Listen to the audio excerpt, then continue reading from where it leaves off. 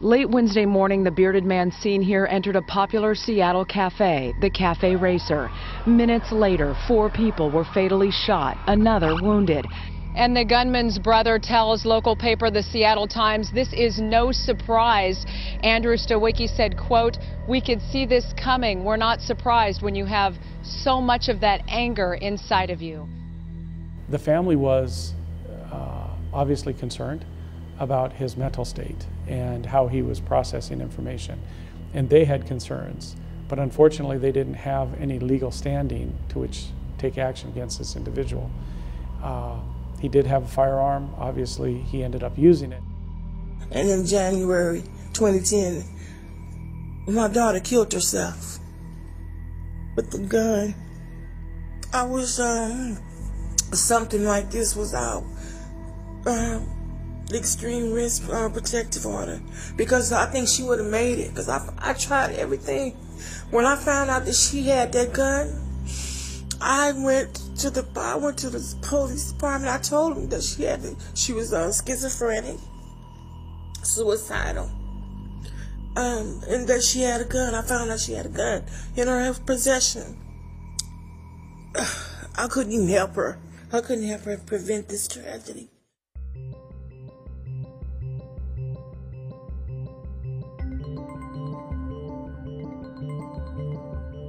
Extreme risk protection orders are a really important tool for law enforcement and family to be able to intervene when a person is a real threat to themselves or others. It's an opportunity to prevent crisis before it turns into tragedy. Alliance for Gun Responsibility launched its petition drive today to get the extreme risk protection order on the November ballot.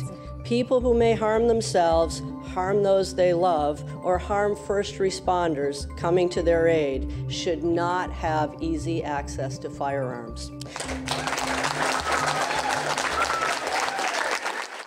We have due process concerns with this bill, and we also have just a general philosophical opposition. We had to go back to the ballot because we introduced this policy twice in the legislature, and the gun lobby blocked us at every turn. I think the gun lobby and the NRA's only attacks against it are ad hominem attacks against domestic violence victims themselves. I know it's being sold really on an emotional basis. This is a startling, un-American idea. It's designed to be abused by vindictive petitioners. There is nothing vindictive about a victim seeking help. There simply isn't. Murder is vindictive. Violence against your partner is vindictive. They are grasping at straws in order to fight any common sense gun reform that they can possibly fight. You can take somebody's firearms away from them. That's not going to stop them from attacking somebody with a butcher knife. I walked into a room and saw my child on the ground, victim of a gunshot to the head. And I see that. And I wish that on no one should see that picture of their child. We know we can defeat the gun lobby because we've done it before, but that takes a lot of help and energy from folks like you. The opportunity to have an extreme protection order is one of those tools that I think law enforcement would appreciate having.